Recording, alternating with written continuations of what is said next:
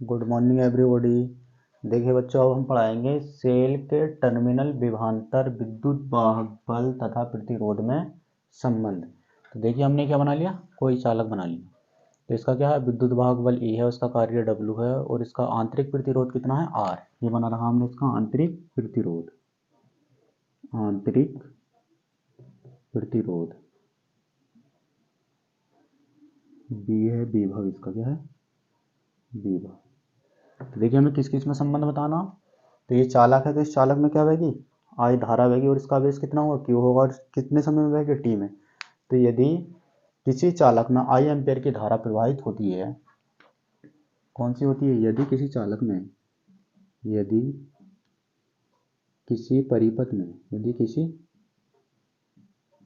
परिपथ में I ampere की धारा तथा Q आवेश, यदि किसी परिपथ में I एम्पेयर की धारा तथा Q आवेश हो और विद्युत वाहक बल E हो, तो किया गया कार्य कितना हो, किया गया कार्य। फिर यदि किसी परिपथ में I एम्पेयर की धारा प्रवाहित हो रही हो जितने भी समय, मतलब Q समय में, और Q क्या हो, उसका आवेश हो, और E विद्युत वाहक बल हो, तो क्या गया कार्य क्या होगा। हम जानते हैं फॉर्मूला क्या होता है, इसका फॉर्मूला होता है E बराबर W/Q। जहाँ पर E विद्युत वाहक बल है, W कार्य है, Q आवेश है, तो क्या गया कार्य बताना कार्य। तो देखो कुल कार्य कितना होगा, इसके बटे में एक ले लिया, इसकी मल्टीप्लाई इसमें तो W की वन में करेंगे कितना आ जाएगा, W। E की Q में करेंगे तो EQ। तो ये कुल कार्य आ गया। हम जानते हैं Q बराबर क्या होता, Q बराबर होता हमारा IT। कितना होता, Q बराबर होता हमारा IT। Q की वैल्यू कितनी होती है, IT। तो जहाँ पे Q है, इसकी Q की वैल्यू कितनी रखेंगे हम, IT। तो W बराबर EQ है, EQ, तो इस Q की जगह कौन सी आ जाएगी, IT। तो W बराबर EIT। तो W कुल कार्य कितना आ गया, कुल कार्य।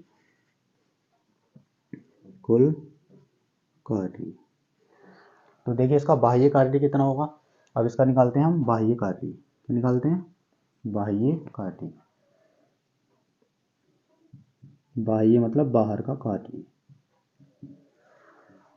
तो हम जानते हैं कि किसी चालक को दिया गया आवेश तथा विभव में होने वाली वृद्धि का देखिए क्या है, अब हमें निकालना है इसका बाह्य कारक। तो बाह्य कार्य निकालना है हमें। तो बाह्य कार्य क्या होता है, आवेश को एक बिंदु से दूसरे बिंदु तक ले जाने पर क्या कार्य, विभव कहलाता है। क्या कहलाता है, आवेश को एक बिंदु से दूसरे बिंदु तक, तो विभव कहलाता है। तो B बराबर कितना आ गया, W/Q। जहाँ पर W क्या, बाह्य कार्य है, क्या है, बाह्य कार्य। तो इसके बटे में एक आ जाएगा, इसकी गुणा इसमें, तो W कितना आ जाएगा, W बराबर BQ। हम जानते हैं Q की वैल्यू कितनी होती है, IT। तो Q की जगह कितना लिख देंगे हम, IT। Q बराबर क्या होता है, IT। तो इस Q की जगह कितना आ जाएगा, ये IT। तो W बराबर BQ है, BQ। तो Q की वैल्यू रख देंगे हम IT। तो W बराबर B गुणा IT। तो W बराबर कितना आ जाएगा, W बराबर BIT। कितना आ गया। अब कह रहा है यदि आंतरिक कार्य, अब क्या निकालना है इसका, अब निकालना, ये तो आ गया बाह्य, कौन सा आया है, बाह्य पे भी बना दिया। अब निकालना है इसका आंतरिक कार्य। क्या निकालना, आंतरिक कार्य। तो आंतरिक कार्य कैसे निकालेंगे, हम जानते हैं कि B बराबर होता है हमारा W/Q, और W बराबर इसकी मल्टीप्लाई इसमें, तो W बराबर कितना आ जाएगा, BQ। देखिए आंतरिक निकालना, तो आंतरिक कार्य में क्या होता है, उसका प्रतिरोध R होता है। क्या होता है, R। तो हम जानते हैं B बराबर कितना होता है, B बराबर होता है IR, और Q बराबर कितना होता है हमारा, IT। तो B की और Q की, B की जगह ये वाली वैल्यू आ जाएगी और Q की जगह ये वाली आ जाएगी।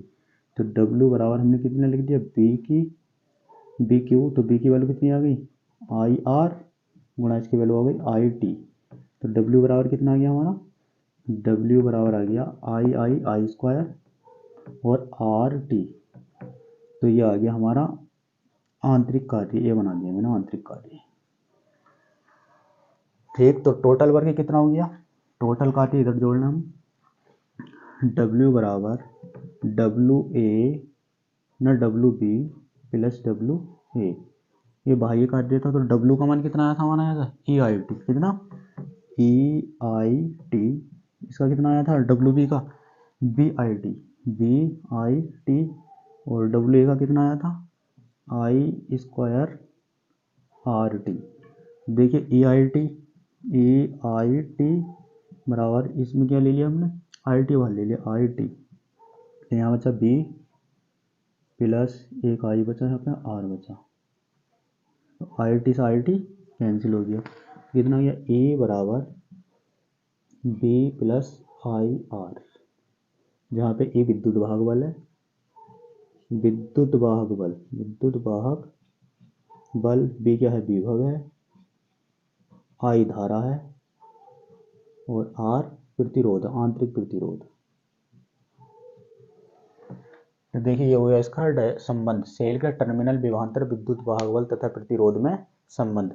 यदि किसी परिपथ में एम्पीयर की धारा हो, t समय में बहती हो, q क्या हो उसका आवेश हो, यदि विद्युत वाहक बल E हो तो क्या गया कार्य कितना होगा, E बराबर W/Q, जहाँ पर W कार्य है तो W बराबर इसकी मल्टीप्लाई इसमें और इसमें W की वन में करेंगे W आ जाएगा, E की Q में करेंगे तो EQ आ जाएगा। हम जानते हैं कि विद्युत धारा के फॉर्मूले क्या होता है, Q बराबर IT, तो I बराबर कितना था Q/T, तो Q बराबर कितना आ जाएगा IT, तो Q की वैल्यू होती है IT, तो जहाँ EQ है तो Q की जगह हमने IT लिख देंगे तो हो जाएगा EIT, W बराबर EQ, तो Q की वैल्यू क्या रख दी IT, तो EIT, तो ये कुल कार्य आ गया, कुल कार्य कितना आ गया EIT।